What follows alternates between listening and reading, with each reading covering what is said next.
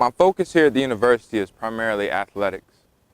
I know a great deal of my work does focus on intercollegiate athletics, whether it's policy issues, whether the issue is Title IX, substance use, an array of NCAA issues.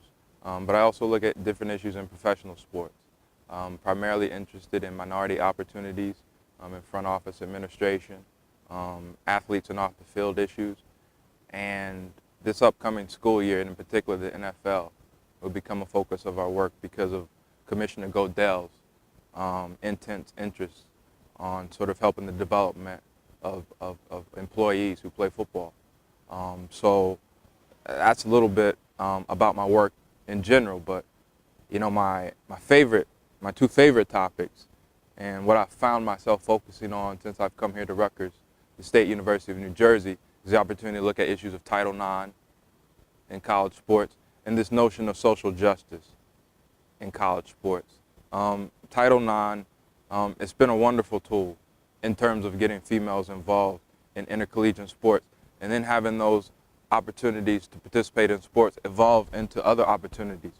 But in some ways, Title IX has not served its full purpose because we still have African American females, Hispanic females, who still do not have the same opportunities to participate in some of the sports that we take for granted.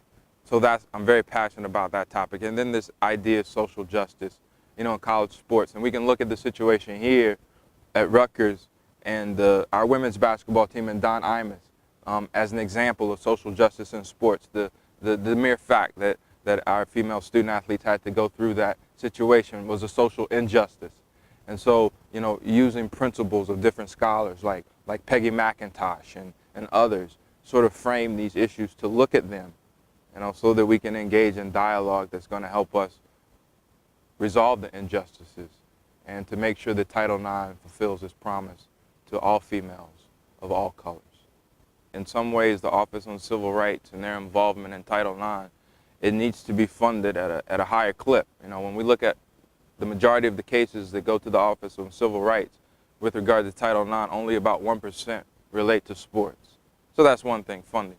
I think the second thing that's imperative is that on the high school level, we begin to collect data.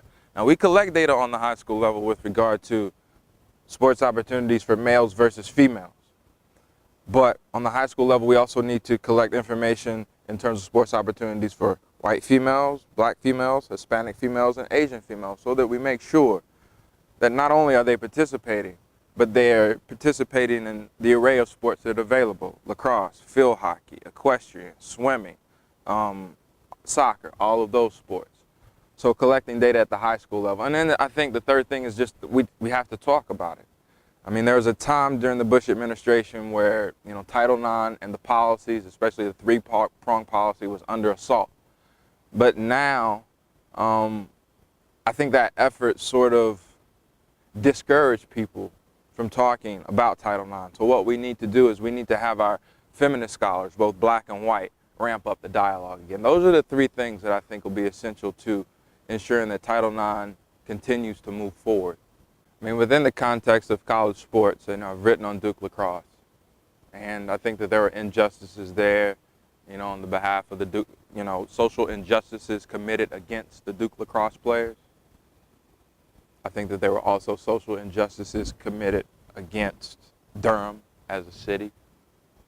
So I think that some things existed there. I'm not sure if you're familiar with, or the audience is familiar with, the Baylor situation, where Coach Dave Bliss was trying to frame players after the murder of Reginald Dennehy at the hands of one of his teammates. It was so much time elapsed before we found out the real story. I think it was an injustice that we give a coach that much power. I also believe the reality that the low number of black college coaches that we continue to have relative to the number of student athletes of color who compete in the sport of football is an injustice.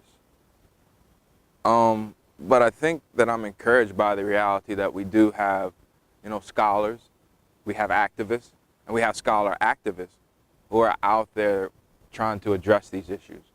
You know, certainly with respect to black coaches in college football, you know, there's this issue of Title VII, and will Title VII be a remedy? with regard to the situation at Baylor, I think that, you know, the NCAA has tried to make sure that schools have more institutional control over their programs.